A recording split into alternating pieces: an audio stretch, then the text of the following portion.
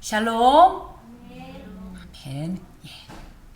샬롬의 은혜가 이 험악한 세상 가운데 얼마나 절실하고 귀한지 모르겠습니다. 예, 평안한 얼굴 함께 뵈어 너무 반갑습니다. 예. 오늘 하나님께서 우리에게 주시는 말씀은 결코 포기할 수 없는 것입니다. 제가 여기에서 단수로 결코 포기할 수 없는 것이라고 이야기하였던 것에 집중해 주시기 바랍니다. 세상을 살아가다 보면 여러 필요들이 있습니다. 가장 필요한 것이 뭡니까? 의식주입니다. 그치요? 먹고 입고 거할 수 있는 이런 어떤 인간 생활에 있어 필수 생존 요소인 세 가지를 만약에 이 중에 하나를 빼앗긴다면 우리가 어떻게 될까요? 살아갈 수가 있겠습니까? 예.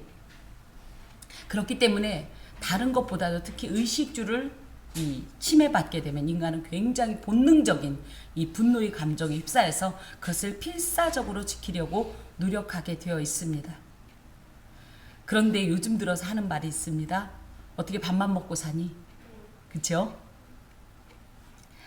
그러다 보면 어쩌면 아마 그거보다 더 대단한 게 있는가 봅니다. 사람에게 있어서 말이죠. 오늘 1절부터 11절까지 이제 기록이 되어 있습니다. 봅시다. 요셉의 아들 므낫세의 종족이라고 해서 요셉 지파는 없다. 요셉에게는 두 지파가 나왔다. 왜 그러냐? 요셉이 육적 장자권을 갖고 있기 때문에 보통은 다 한 그 지파 속에서 한 지파만 나오는데 요셉의 야곱의 12 아들 중에 유일하게 두 지파가 나온 그 야곱의 아들이 야곱의 자손이 바로 요셉입니다. 그 중에서 워낙 므낫세가 요셉의 장자예요. 그런데도 하나님께서는 차자인 에브라임 지파에게 이 장자권을 계승하시고 므낫세는 그렇게 대단한 이름을 떨친 그런 어떤 이런 지파는 아닙니다. 근데 그 지파의 이제 므낫세의 현손 마길의 증손 길르앗의 손자 헤벨의 아들 슬로브앗의 딸들 해서 그 므낫세 지파 속에서 특별한 어떤 일이 있었다는 거예요. 그게 뭐냐면 바로 슬로브앗이라는 사람의 딸들의 이야기입니다. 그 이름은 말라, 노아, 호글라, 밀가, 디르사. 그래서 말라는 왜 그 이름을 왜 이렇게 지었는지 모르겠어요. 병들었다 이런 뜻이에요. 말라가. 첫째 딸이라서 몸이 약했나? 혼자 이제 그런 생각해 보았습니다. 노아는 우리가 흔히 알고 있는 그 안위하는 자, 그래서 안식이란 뜻이고요. 호글라는 자고세라는 말이고 밀가는 상담한다는 뜻이고요. 디르사는 기쁨이란 뜻이에요. 자, 이때 이들이 찾아온 이유가 뭐냐 했더니 그들이 회막문에서 모세와 제사장 엘르아살과 지휘관들과 온 회중 앞에 서서 이르되 우리 아버지가 광야에서 죽었으나 여호와를 거슬러 모인 고라의 무리에 들지 아니하고 자기 죄로 죽었고 아들이 없나이다. 어찌하여 아들이 없다고 우리 아버지의 이름이 그의 종족 중에서 삭제되리까. 우리 아버지의 형제 중에서 우리에게 기업을 주소서. 결국은 무슨 얘기냐면 땅을 달라는 소리예요. 왜 그러냐 하면 그 당시에는 아들에게로 이 여호와의 기업인 땅이 상속이 됐었어요. 근데 여기에도 보면 이 아들이 없었다는 거예요. 아버지에게. 그래서 자신들에게는 남자 형제가 없다는 거예요. 그래서 남자 형제가 없다고 해서 땅을 안 준다는 것은 굉장히 비합리적이다.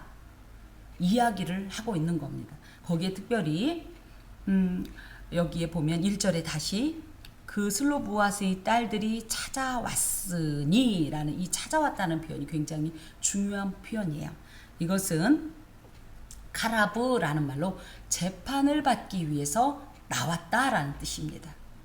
그래서 이것에 대한 어떤 불만이나 이것에 대한 불합리성을 뭐 어떤 여론을 조장하거나 그쵸? 뒤에서 불만스러워하면서 비방하는 것이 아니라 비록 여성의 상속을 허락하지 않는 이런 시대적 상황이고 상속적 규례가 있었지만 그럼에도 불구하고 남자가 없는 집 안에 기업이 없어지는 큰 난관에 부딪혀서 이것이 확정되기 전에 어떻게 하자 빨리 하나님께 이 문제를 호소하고 그래서 공정한 재판을 통해서 이 어찌 보면 자기들이 볼 때는 불합리한 이 법을 하나님 앞에서 공정한 판결을 통하여서 조금 이렇게 예외적 적용을 받자라는 이런 태도입니다. 이것은 모든 문제에 대해서 하나님께서는 공의롭게 판단하신다라는 기대감을 상징합니다. 우리 하나님은 어떤 분이십니까? 한쪽 사람 편을 드시는 분이 아니에요. 제가 늘 이런 기도를 합니다. 하나님, 어떤 일을 허락해 주세요 하고 기도하면서, 그런데 만약에 하나님은 나만의 하나님이 아니라 그 상대의 하나님이시기도 하오니 가장 적절하게 저에게 응답 주옵소서, 이런 기도를 드리는데, 그런 분이라는 거예요, 하나님은. 그래서 나만 좋게 하는 것도 아니고 그만 좋게 하는 것이 아니라 하나님은 언제나 모두를 만족시킬 수 있는 그런 지혜자로서 그 기준이 뭐냐 할 때 공의입니다. 하나님의 모든 판단은 누구도 이의를 제기할 수 없을 정도로 완전하신 판단이에요. 그 판단자 앞에 하나님이라면 이 문제에 대해서 명명백백하게 판결을 내리실 것이고, 그렇다면 나는 그 말씀에 대해서 순종하겠습니다 라는 자세로 나오는 이런 모습입니다. 어려운 문제를 우리가 직면하게 될 때, 그것을 해결할 때 주로 어떻게 해요? 누구를 먼저 찾아갑니까? 우리도 모르게 어떤 나의 지식이나 나의 경험, 그쵸? 또 세상적으로 경험이 많은 자, 내지는 유력한 자, 힘 있는 자, 이런 사람을 찾아가려는, 또 그들을 의지하려는 경향이 있지만, 이것은 굉장히 어리석은 행동인 것이, 사람이 우리에게 무엇을 어떻게 해줄 수가 없습니다.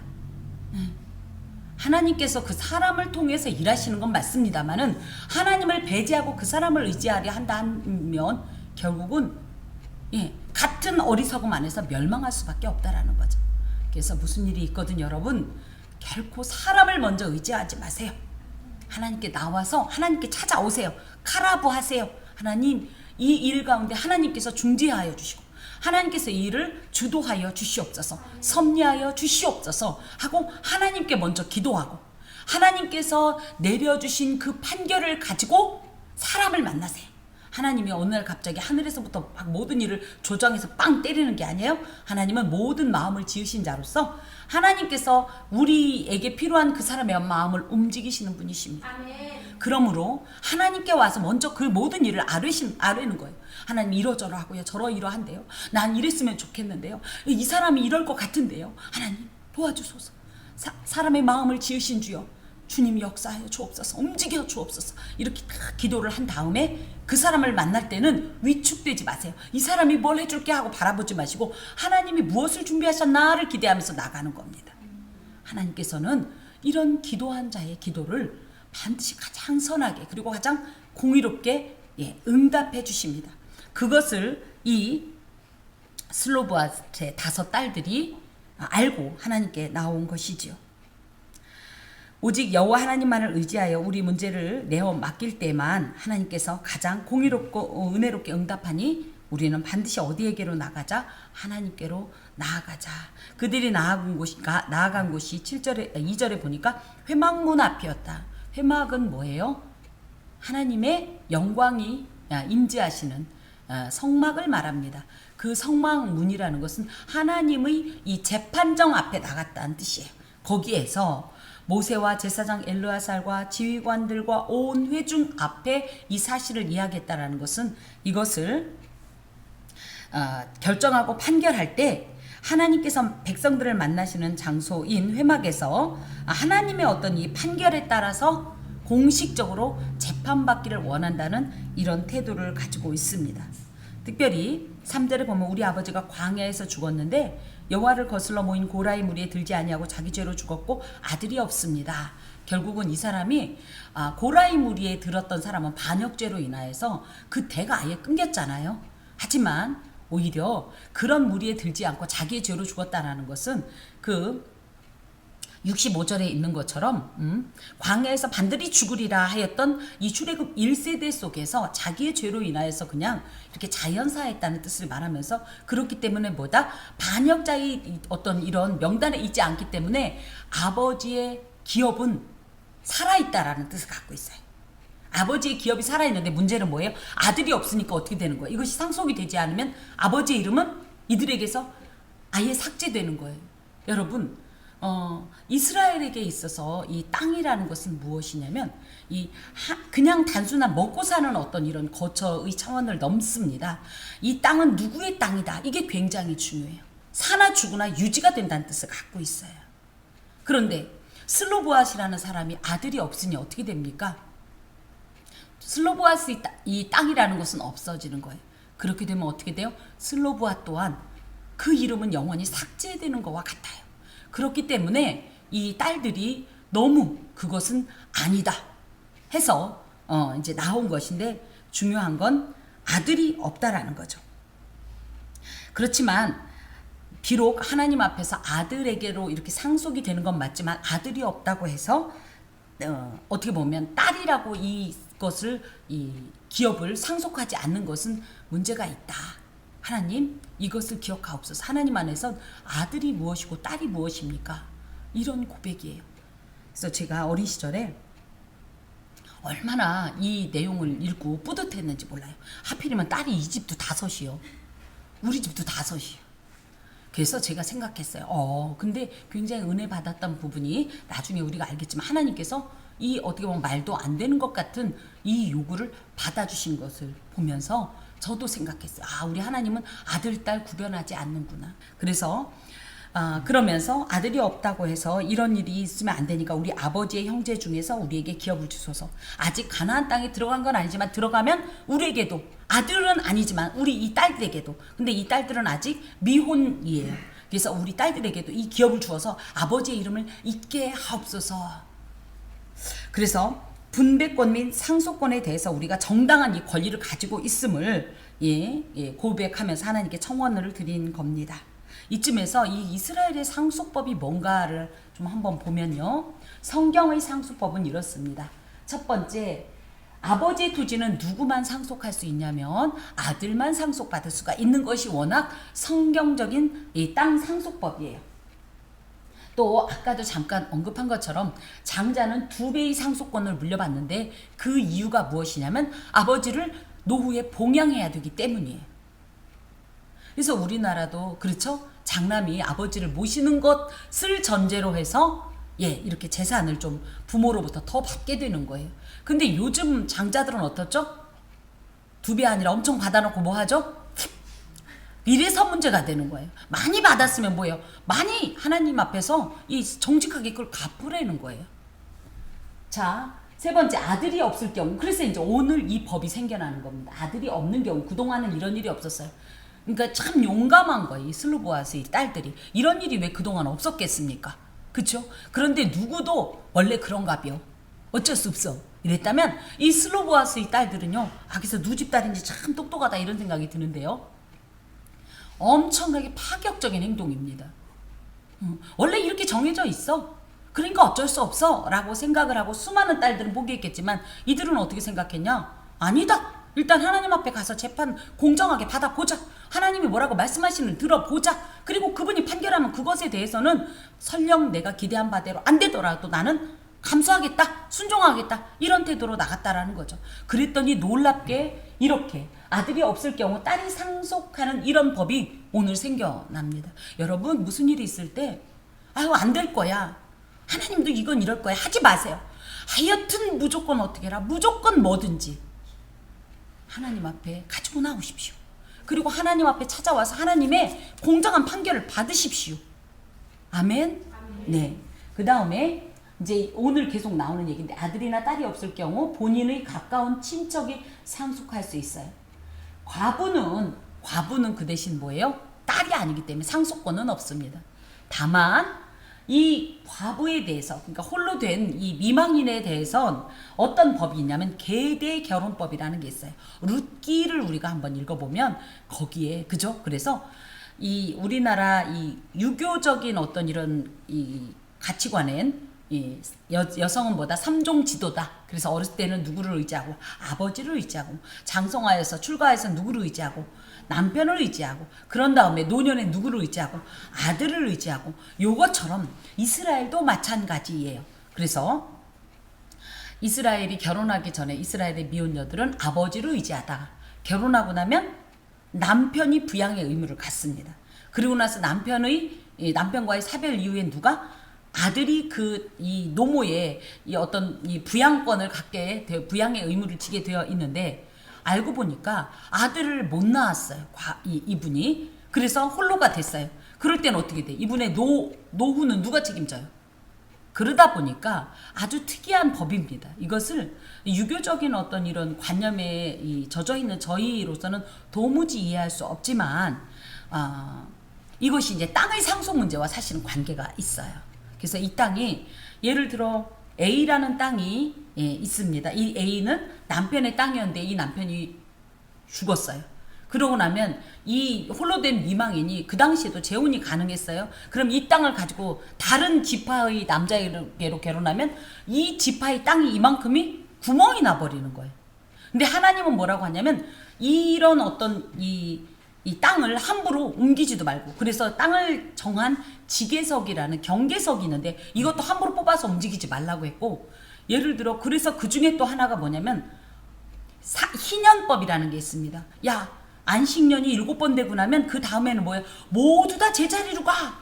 이러면서 그 지파에게 주신, 여호와께서 주신 이 땅을 반드시 유지하라는 이런 법령이 있는데, 이것 때문에 이 홀로 된 여인은 자신의 노후를 위해서 다른 지파의 사랑하는 남자한테 결혼하는 것이 아니라 그 남편이 속한 지파의, 그것도 남편과 굉장히 가까운 친족의 범위 안에서 결혼을 해서, 그렇다고 해서 결혼을 하면 그 집의 2번째, 3번째 부인으로 들어가는 것이 아니라 그 남편의 혈족의 어떻게 보면 이 자녀를 통하여서 이 아들을 낳으면 이 아들이 자신의 노년을 부양하면서 이 어머니로부터 난 아들이 이분이 생물학적으로는 아버지지만, 하나님의 이 종교적 아버지, 종교적 어떤 제도 안에서의 아버지는 누구예요? 이 어머니의 남편이었던 사람의 아들이 되어서, 그래서 이 아들이 이 어머니의 노후를 책임지고 이 땅은 그 아버지의 이름으로 유지되게 하는 이런 것이 성경에서 나오는 땅 상속법입니다. 그래서 지금까지 아직 법이 제정되기 전에는 이 슬로보아스의 5 딸들에게는 기업 상속권이 없었어요. 그런데 뭐예요? 이 상속권을 요구하는 겁니다. 그랬더니 5절에 모세가 그 사연을 여호와께 아뢰니라. 여기에서는 아뢰니라 그렇게 돼 있는데 원래 이 버전에는 품하니라 이렇게 돼 있어요. 이거는 그냥 하나님 앞에 보고 형식으로 말씀드렸다는 것이 아니라 원어상으로 보면 굉장히 가까워서, 우리 베갯 및 송사라는 표현 있죠. 그런 말 들어보셨어요? 어머니와 아버지가 그저 한 자리에 누워서 소곤소곤 하면서 그간의 모든 일을 얘기하거나 어떤 결정에 영향을 주거나 할 정도의 아주 가까운 사이끼리 이야기하는 그런 어떤 이 원어를 가지고 있어요. 아뢰니라라는 뜻이. 그래서 계속적으로 이런 표현을 쓰는 이유는 모세와 하나님의 관계가 굉장히 각별했다. 그래서 인간 중에 누구도 감히 거룩하신 하나님을 대면할 수 없었지만 모세는 유일하게 하나님과 대면했다. 이런 표현이 나와 있는데 계속 이런 내용 속에 모세가 하나님과 이처럼 가까웠다라는 뜻을 갖고 있습니다. 자, 여기에서 또 교훈받을 수 있는 것이 모세가 그 사연을 여호와께 아뢰니라 라는 표현이에요. 우리 같으면 슬로보아스의 딸들의 이야기를 들으니 말이 되네 했을 수도 있고, 또 뭐예요? 이런 말도 안 되는 소리 했을 수도 있어요. 그렇지 않을까요? 그런데 당시의 사회적인 관례에서 벗어난 슬로보아스의 딸들의 요구를 모세도 경험이 많습니다. 그리고 굳이 여기에 이 하나님과의 관계를 이야기하는 것을 봐서 하나님과 무척 가까운 관계예요. 그러니까 내가 여기서 얘기할 테니까 다 알아서 할 테니까 하나님은 신경 쓰지 말고 야 그래 좋은 대로 가자 이럴 수도 있고, 아니다 라고 얘기할 수도 있지만 이처럼 스스로의 생각과 경험에 비추어 판단하지 않고 모든 것을 하나님께로 이렇게 고백하는 이런 모습을 통해서 오늘날도 교회나 우리의 가정, 일상에서 일어난 모든 문제들은 우리 스스로 결정하지 마라. 내 경험에 비추어서 판단하지 마라. 선택하지 마라. 무슨 일이든지 하나님께로 나아가서 하나님의 어떤 이런 이 지혜와 그분의 이 권능 앞에 판결을 요청하면 하나님께서 나의 기도하는 것보다 더욱 좋은 것으로, 더욱 크게, 더욱 완전하게 응답 주시는 하나님이심을 믿어야 하겠습니다. 아멘. 그랬더니 하나님께서 이제 응답을 주시는 거예요. 슬로보아스의 딸들의 말이 옳다. 이것은 그들의 말이 정의롭다. 이거보단 내 마음하고 딱 맞다. 나도 그것을 원한다. 이런 뜻이. 하나님이 원하시는 것은 무엇이냐? 사람의 생각과 다릅니다. 하나님은 우리가 좋은 것을 또 복된 것을 누리는 걸 기뻐하세요. 그래서 한 두세 달 전에 주께서 원하시는 것에 대한 이 말씀을 우리가 오후 예배 때 들은 적이 있는데, 예수께서는 무엇을 원하시냐, 하나님께서는 무엇을 원하시냐, 우리가 복되기를 원하고요. 우리가 우는 걸 원하는 게 아니라 웃는 걸 원해요. 우리 이제 사랑하는 부모님도 계십니다만은 자녀가 울면 엄마 마음은 어때요? 찢어져요. 이왕이면 어땠으면 좋겠어요? 행복했으면 좋겠어요. 웃었으면 좋겠어요. 잘 됐으면 좋겠어요. 걱정 없이 살았으면 좋겠어요. 그렇지 않나요? 우리 부모님들 그렇지 않나요? 자녀는 세게 키워야 돼. 그래서 내가 고생한 건 아무것도 아니야. 너는 더욱더 세게 연단받아서 세상의 쓴맛을 알아야 된다. 그래야 강하다. 이렇게 말할 부모가 어디 있습니까? 그렇죠? 그렇게 안 하려고 부모는 손발이 다 닳도록, 뼈가 다 녹을 정도로, 그야말로 지문이 사라지고 이 손톱이 다 닳아 없어질 정도로 그렇게 수고하는 것 아닙니까? 사랑하는 자녀의 이 고통을 최소화하려고. 그것처럼 하나님도 마찬가지예요. 하나님은 우리의 아버지라고 우리도 방금 고백하지 않았습니까? 이 하나님께서 원하시는 건 뭐냐면 저희가 웃었으면 좋겠어요. 그렇다고 무조건 이 이유도 없이 이렇게 웃으라는 게 아니라 너무 좋아서 웃었으면 좋겠는 거예요. 건강했으면 좋겠는 거예요. 복 받았으면 좋겠는 거예요. 정말 그래서 행복했으면 좋겠는 거예요. 우리의 관계도 너무 화목했으면 좋겠는 거예요. 그런 마음이 하나님의 그런 마음인데, 그 마음을 딱 맞아떨어지게 얘기했다는 거예요. 슬로보아스의 딸들이. 그러면서 하나님께서 어떤 말씀을 주시냐면, 그 딸들에게 그들이 요구한 대로 기업을 줘라, 땅을 줘라, 이렇게 말씀하십니다. 그러면서 새로운 법을 이제 이렇게 제정을 하시는데요. 8절 봅시다. 이스라엘 자손 중에서 아들이 없으면 어떻게 해라? 딸에게 줘라. 그 대신 이 딸은 아까도 잠깐 언급했는데 미혼일 경우입니다. 결혼한 딸에게 주는 거 아니에요. 결혼한 딸은 어떤 상태예요? 이미 다른, 그죠? 기업의 일원이 됐기 때문에 아직 결혼하지 않은 미혼의 딸에게 줘라. 그런데 그런 딸도 없다. 그러니까 결혼을 못해서 독신으로 살았거나 내지는 아예 자녀가 없는 그런 부모, 이 가족들도 있지 않습니까? 부부들도. 그럴 경우에 어떻게 해라? 자기의 형제, 아버지의 형제 중에 한 사람에게 줘라. 그런데 그 형제도 없다. 그러면 누구예요? 자기의 윗대의 형제에게 줘라. 이게 우리나라 촌수로 따지면 이제 뭐죠? 아버지 형제니까 당숙한테 줘라. 그죠? 막 이렇게 되는 거야. 할아버지 이 형제에게 줘라. 그런데 그 할아버지 형제조차 아무도 없다 할 때는 어찌됐든 이 지파 안에서 이 사람과 최대한 혈연적으로 가까운 사람에게 줘라. 이러면서 이게 궁극적으로 뭐냐면, 이 지파에게 하나님께서 주신 이 땅은 어떻게 해라? 결코 다른 지파로 넘어가지 않게 해라. 이런 말씀입니다. 사실 너무나 놀라운 것이 슬로보아스의 딸들이 우리에게 기업을 주소서 이렇게만 요청했는데, 하나님은 뭐예요? 요것만 응답하지 않고, 그죠? 더욱더 큰 것으로 확장해서 이럴 경우 이러면서 아주 상황들을 가운데 세심하게 배려하시면서 응답하시는 이런 모습을 우리가 이곳에서 발견하게 됩니다. 그래서 우리는 요만큼을 원했는데 보면 꼭 뭐예요? 어머, 하나님 이것도 생각하셨네. 어머, 저것도 생각하셨네. 어머, 이럴까봐 그때 이러셨네. 이런 걸 발견하게 되지 않습니까? 그래서 뭡니까? 계속적으로 반복하지만 우리의 생각이나 모든 문제들은 우리 자신이 해결하지 마세요. 그냥 무조건 어떻게 해라? 하나님께 맡겨라. 말씀을 드려라. 가져가라. 그리고 기다려라 이거예요. 기다려라. 가져가라니까 여기 와가지고 와슈 이러고 말라는 게 아니라 그런 모든 것에 대해서 세세하게 말씀을 드리세요. 이것이 기도입니다. 제발 너무 어렵게 생각하지 마세요. 그분에겐 모든 것이 기도의 거리예요. 정말로 세심한 이 하나님 앞에 이 정말 세심하게 아뢰시고 아주 자세하게 아뢰시고 그래서 다 응답 받으세요. 축복합니다. 아멘.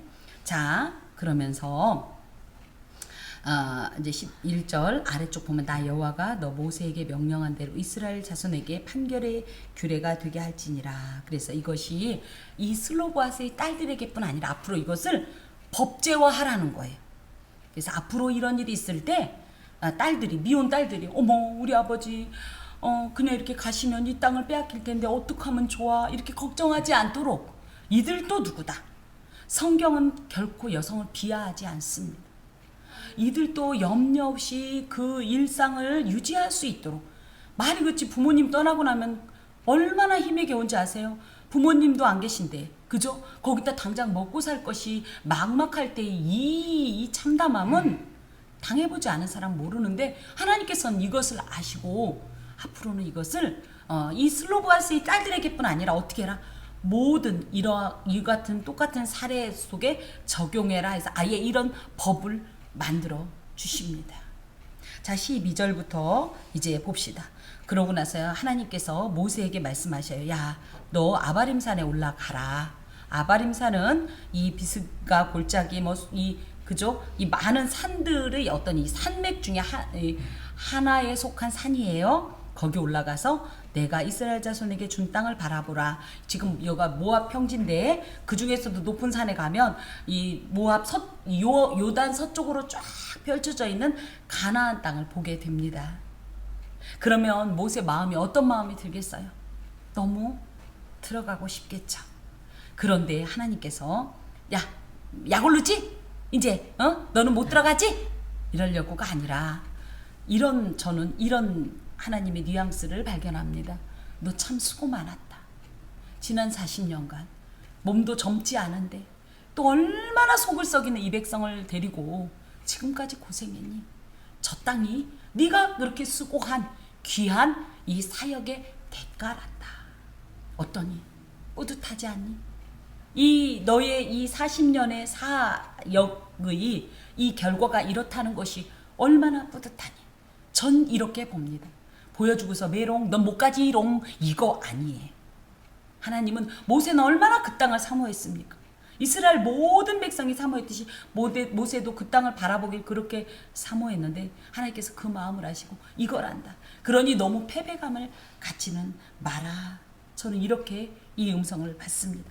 그러고 나서 본후에는 내 형 아론이 돌아간 것 같이 너도 조상에게로 돌아가리니. 우리나라도 보통 어른들이 이렇게 그죠? 예, 어른들의 이 사망을 만나면 뭐라고 얘기해요? 돌아가셨다. 이 우리나라도 돌아갔다라고 표현하니까 여기 또 이제 그냥 평범하게 들리는데 이건 굉장히 중요합니다. 돌아갔다는 건 뭐예요? 원래 있었던 곳이 거기라는 거예요. 여기가 아니라. 이것이 본향 사상입니다. 본향. 우리가 원래 어디에 속했던 자다? 그곳에 속했던 자인데 여기로 지금 파송받아서 살다가 원래 우리가 거하던 그 본향인 아버지 품으로 간다라는 뜻입니다. 그래서 어떻게 이 히브리인들의 죽음관과 우리나라의 죽음관이 이렇게 유사한지 그런 뜻을 갖고 있는데요. 그렇기 때문에 우리가 죽음에 대해서 너무 두려워하지 마세요. 죽음은 벽이 아니에요. 문입니다. 문.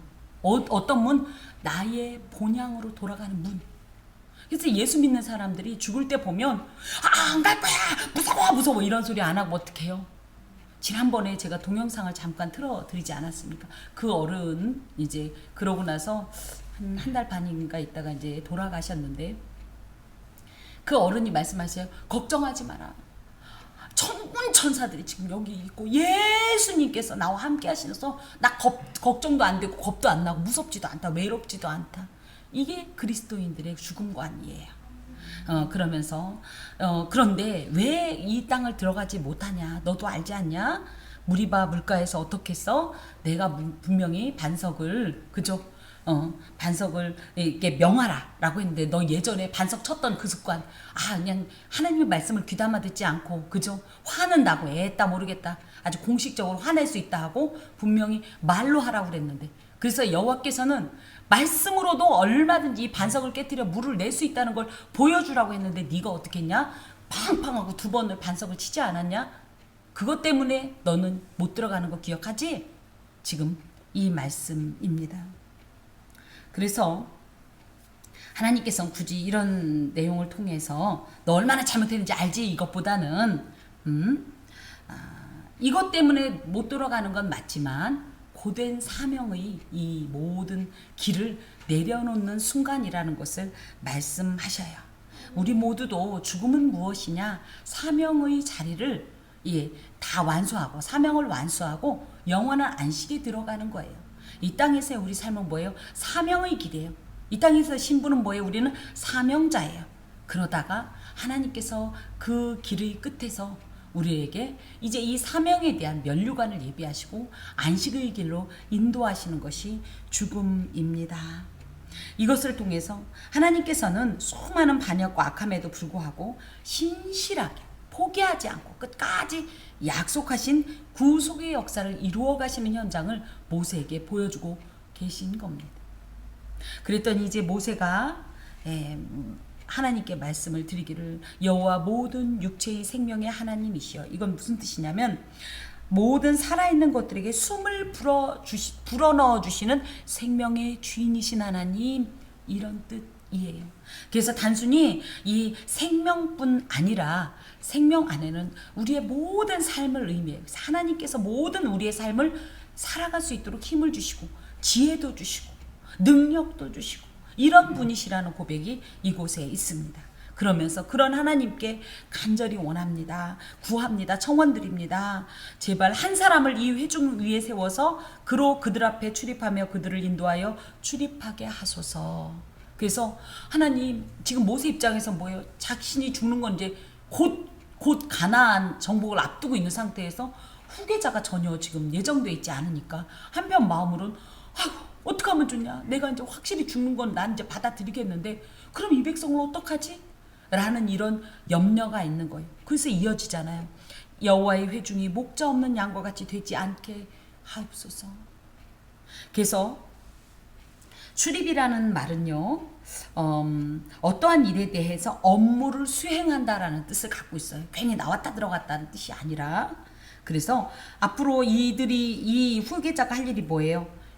모세는 이스라엘 백성들을 출애굽하고 광야의 생활 가운데서 지금까지 인도해 왔다면 지금부터 일어날 모든 일입니다. 대표적으로 뭐냐면 가나안 정복 전쟁이 있겠지요. 그래서 가나안 정복 전쟁과 더불어 그들을 지휘하고 또 땅을 정복한 후에 기업을 분배하는 사명을 감당할 후계자를 하나님 세워 주옵소서. 그래서 이 모세는 굉장히 어떻게 보면 종교적인 영적 지도자인 반면 여호수아는 이 굉장히 정치적이고 군사적인 지도자의 역할이 지금 필요합니다. 그래서 그런 후계자를 세워달라는 거예요. 그런데 여기에 또 중요한 것이 뭐냐면 하나님이시여 한 사람을 이 회중 위에 세워서 그래서 뭐예요? 자기가 평소에 좋아하던 나 제 마음에 딱 들었어. 쟤 세워야겠어 라는 것을 다 내려놓는 거예요. 오직 지도자를 세움에 있어서 사사로운 자신의 안목이나 목적, 생각을 절대적으로 배제하고 오직 하나님의 손으로 하나님의 일꾼을 세워주소서, 이런 고백을 가지고 있습니다. 이 말 속에서 제가 안타까운 것은 많은 지금 현재 교회 공동체가 자신의 후계자를, 그러니까 자신의 후계자라고 할 것도 아니에요. 하나님의 후계자를 세우는 데 있어서 말은 하나님께 기도했다고 하면서 평소에 누구로 딱 집어놓고, 그죠? 그 대표적인 것이 누구예요?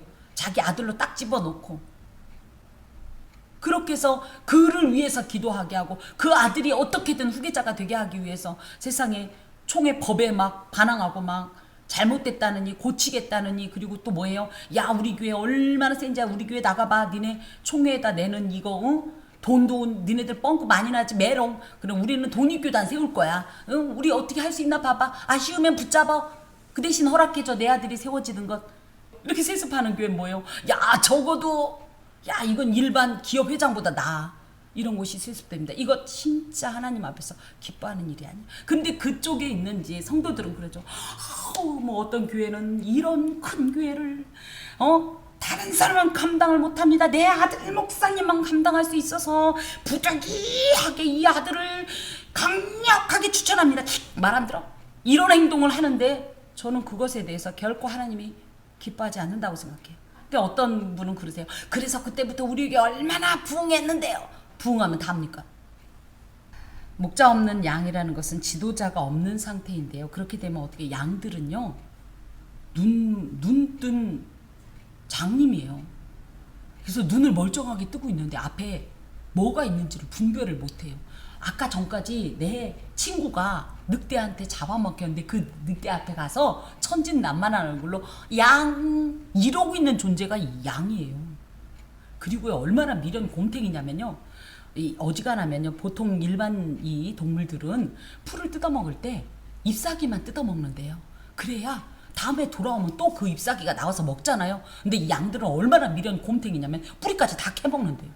그래서 양들이 한번 휩쓸고 가면 어떻게 거기가 완전 초토화가 돼요. 그래서 이 목자가 하는 일 중에 하나가 뭐냐면 얘들이 뿌리까지 캐먹기 전에 야 이동 출발 이런 행동을 해야 돼요. 또 어떤 일이냐면 낭떠러지를 앞에 두고 이렇게 가요. 그러면 이 얼마나 이 멍청하냐면 앞에 친구가 낭떠러지 앞에서 양하고 떨어지면 으뜩 이러고 아닌가 배 이렇게 가야 되는데 친구가 갔네 그러고 나도 퐁당 이런 걸 한다는 거예요. 그래서 목자가 없으면 목표도 잃고요. 이런 생활 자체가 안 돼요. 함정에 빠져서 결국은 죽게 돼요. 이스라엘 백성이 어떻습니까? 지금까지 그래오지 않았습니까? 꿀빛하면 모세한테 와서 항의하고 그쵸? 비방하고 원망하고 뭐만 있으면 그냥 아주 그냥 모세 해가면서 지금까지. 그런데 전 여기에서 놀라운 모세의 이 어떤 지도력에 감동을 합니다. 모세도요 사람이에요. 그러니 어떤 마음이 이참에 아주 그냥 니네들 골탕 좀 먹어봐라. 아주 4년 동안 아주 지긋지긋했다. 그냥 이번 참에 그냥 아주 니네들끼리 한번 해봐. 그냥 얼마나 잘났나 해봐. 이럴 수도 있는데 세상의 지도자의 그릇은 이런 건가 봅니다. 그래서 어떻게 해요? 하나님 제발 이들이 목자 없는 양처럼 헤매지 않고 지도력이 없으면 지도자가 없으면 안 되니까 제발 지도자를 세워 주옵소서. 더하여 이 이면에 무엇이 있냐면 하나님 그것을 통해서 하나님의 뜻을 이루소서. 하나님의 약속이 성취될 수 있도록 하나님의 일꾼을 세워 주옵소서. 이런 기도를 드립니다. 그랬더니 하나님께서 모세에게 이르시되 야 내가 다 생각해놨다. 걔가 누구냐면 바로 눈의 아들 여호수아다. 그 안에는 영이 머문다. 이 영이 머문다는 것은 성령에 충만한 사람이라는 뜻을 상징해요. 그래서 교회 안에서 특별히 지도자들, 직분자들은 제일 원칙이 뭐냐? 성령이 충만해야 해요. 성령이 충만해야 내 뜻대로 안 하고 성령의 뜻대로 해요. 여러분 혹시 물에 빠져본 적이 있나요? 내지는 깊은 물속에 들어가 본 적이 있나요? 이 물을 우리가 어떻게 할 수가 없지 않습니까? 뭐예요? 결국은 물살이 흐르는 대로 이런 표현을 하지요. 이런 것처럼 성령 충만하다는 건 성령을 내가 이길 수 없어요. 이 강력한 이 권세와 능력을 이길 수 없어요. 결국은 뭐예요? 성령이 이끄시는 대로 갈 수밖에 없는 이런 존재가 바로 이 하나님의 영이 머무는 자, 하나님의 영이 충만한 자로서 주님의 이 귀한 공동체의 리더들은 다 어떤 리더다? 성령이 충만한 자들이 리더가 돼야 돼요. 그래서 그런 자를 하나님께서 세우셨다는 거예요. 여기 눈의 아들 여호수아는 에브라임 지파 사람입니다. 에브라임 지파 사람인 이 여호수아는요 이미 언급이 돼 있었어요. 언제? 출애굽 17장에 보면 아말렉과의 전투가 있습니다. 이거 아말렉 언제 그런 일이? 이제 이건 기억해요. 모세가 손을 들면 이기고 내리면 지고, 그죠? 그래서 아론과 훌이 모세를 안 치고, 그죠?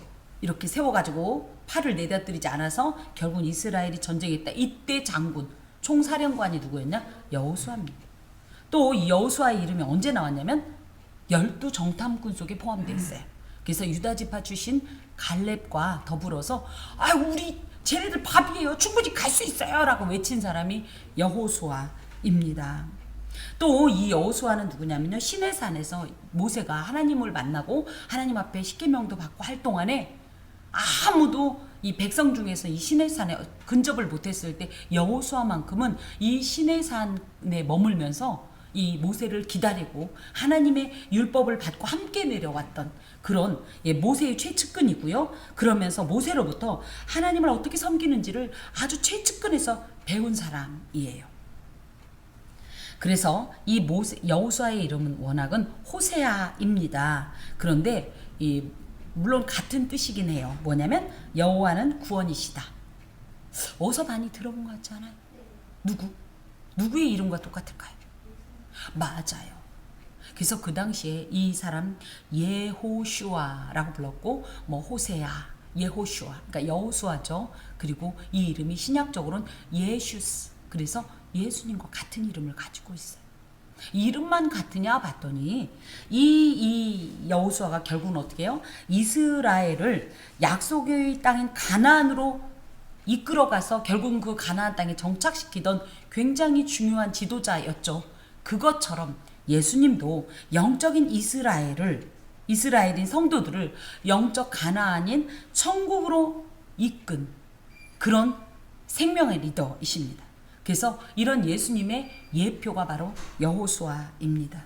그랬더니 그 여호수아를 데려다가 어떻게 하냐면 안수해라. 안수라는 것이 뭐예요? 나에게 있는 모든 어떤 권위 또 능력, 사명 등을 그대로 전가해 주는 걸 뜻해요. 그래서 그렇게 안수하고 그를 제사장 엘르아살과 온 회중 앞에 세우고 그들의 목전에서 그에게 위탁하여 내 존귀를 그에게 돌려 이스라엘 자손의 온 회중을 그에게 복종하게 하라. 이게 무슨 얘기냐면 공식적으로 모세의 후임자가 여호수아가 되었음을 만 백성들이 보게 해라. 그래야 여호수아가 지금으로부터 이제 하나님께로부터 이 제사장을 통해 받은 이 모든 말씀을 가지고 명령하고 백성들을 지휘하고 지도할 때 그것에 복종할 수 있기 때문이다. 지금 이 말씀이에요. 그래서 여호수아를 지도자로서 인정하고 그에게 순복하게 하기 위해서 네가 이런 공식적인 절차를 밟아라. 다만 20절에 보면 내 존귀를 그에게 돌려 이건 너의 은사를 내지는 너의 모든 것을 이라고 뜻하는데 그렇다고 해서 이 모세가 하나님과의 그렇게 친밀하고 아주 내밀했던 이런 관계까지는 아니에요. 이건 굉장히 모세의 개인적인 것이고요. 아주 특별한 것입니다. 하지만 할 수 있는 모든 좋은 것을 이 후계자에게 주어서 이스라엘 백성들이 이런 영적 지도력의 공백으로 인하여서 흔들리지 않도록 나는 다 예배해 두었다. 지금 이런 말씀을 주십니다. 그러면서 그는 제사장 21절입니다. 제사장 엘르아살 앞에 설 것이요 엘르아살은 그를 위하여 우림의 판결로서 여호와 앞에 물을 것이며 그와 온 이스라엘 자손 온 회중은 엘르아살의 말을 따라 나가며 들어올 것이니라. 이게 무슨 얘기냐면요. 이런 거예요. 그동안은 우리가 아주 익숙한 것이 무엇이었어요? 28장 1절에도 있는 것처럼 여호와께서 모세에게 말씀하여 이르시되 이랬어요.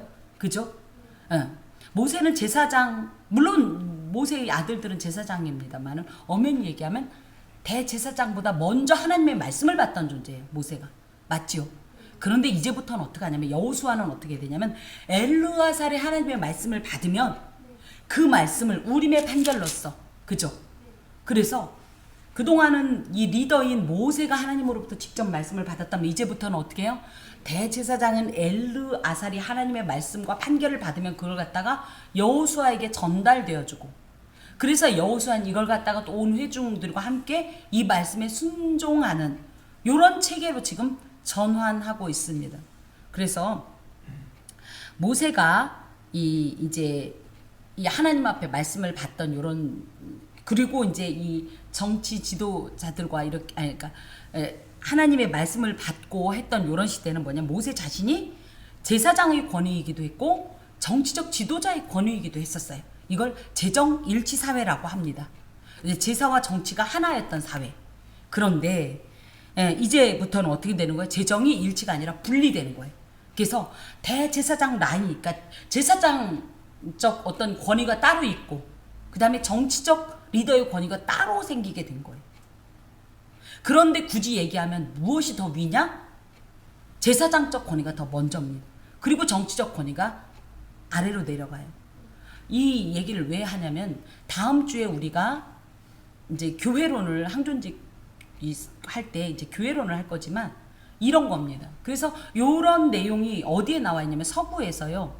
예전 그 중세 시대의 우리가 역사를 볼 땐 어떤 일이 있었냐면 교황이 이 사람이 왕이 되고자 할 때 교황이 어떻게 돼요? 인준을 해줘야 이 사람이 왕으로서 제대로 이 일을 할 수가 있는 요런 시스템이 요때 나온 거예요. 지금도 그래서 유럽 쪽에선 교황의 권위가 거의 절대적이지 않습니까? 그 기준이 어떻게 보면 여기서 나왔다라고 우리가 이해할 수 있습니다. 자, 그러면서 모세가 모든 명령하신 대로 그대로 행했다.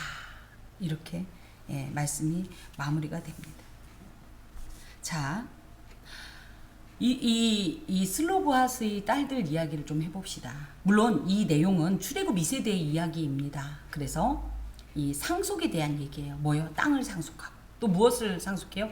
사명을 상속하는 이런 얘기입니다만은 특별히 여기서 이제 슬로브하 딸들의 이야기를 좀 하면 이들은 왜 모세를 찾아가서 기업을 요구했을까요?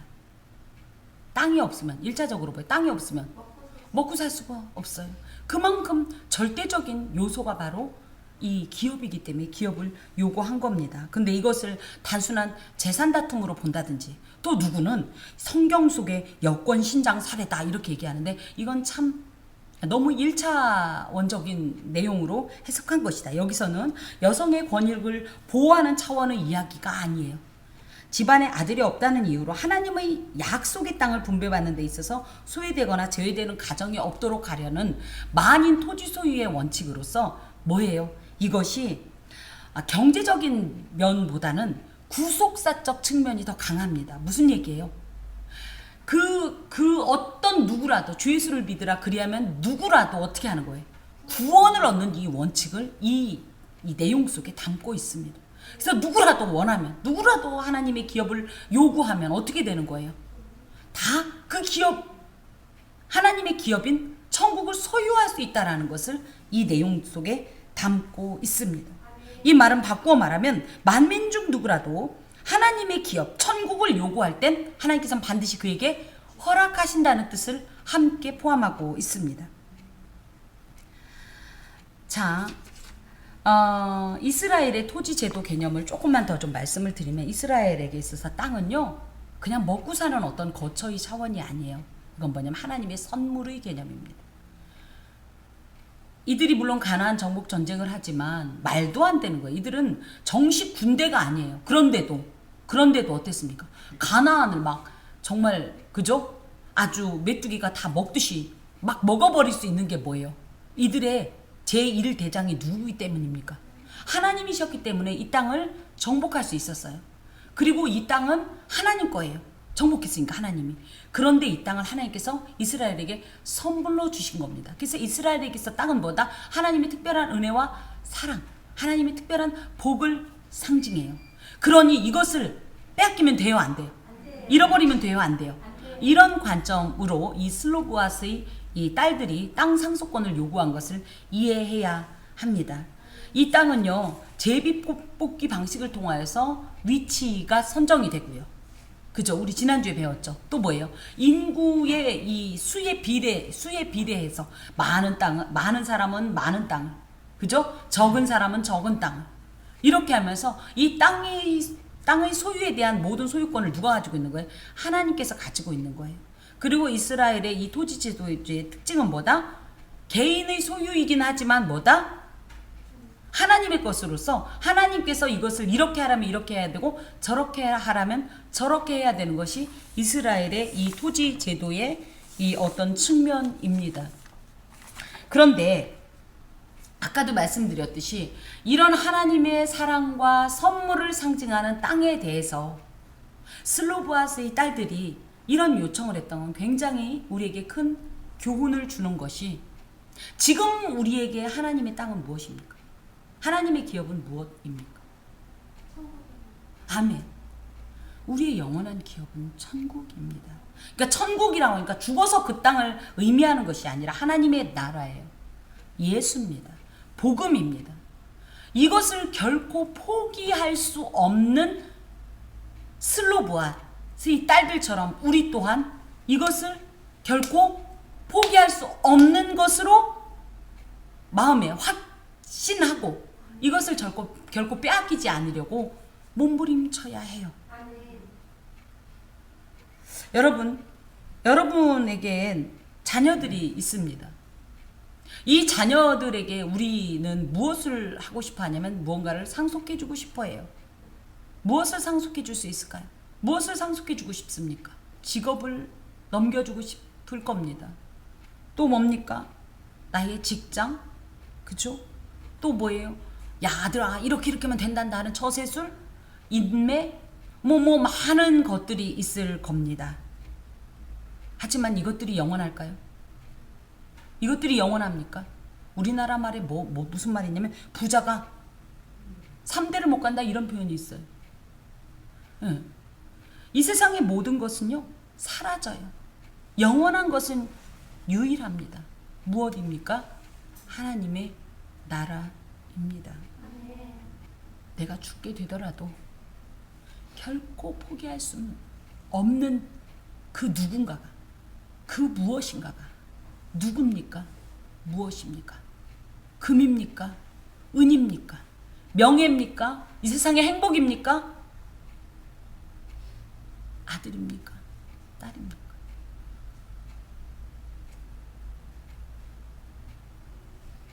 결코 포기할 수 없는 그 것들이 아니라 그 것 붙잡으십시오. 그리고 슬로보아스의 딸들이 하나님 앞에 절실하고 간절하게 나아가고 그것을 지키고자 유지하고자 아주 용감하지만 정말 결연한 심정으로 나아갔던 그 심정처럼 우리도 결코 포기할 수 없는 그것을 간절히 붙잡고 또 그것을 결코 놓치지 않기 위해서 포기하지 않기 위해서 몸부림쳐야 할 것입니다. 아멘. 기도하겠습니다.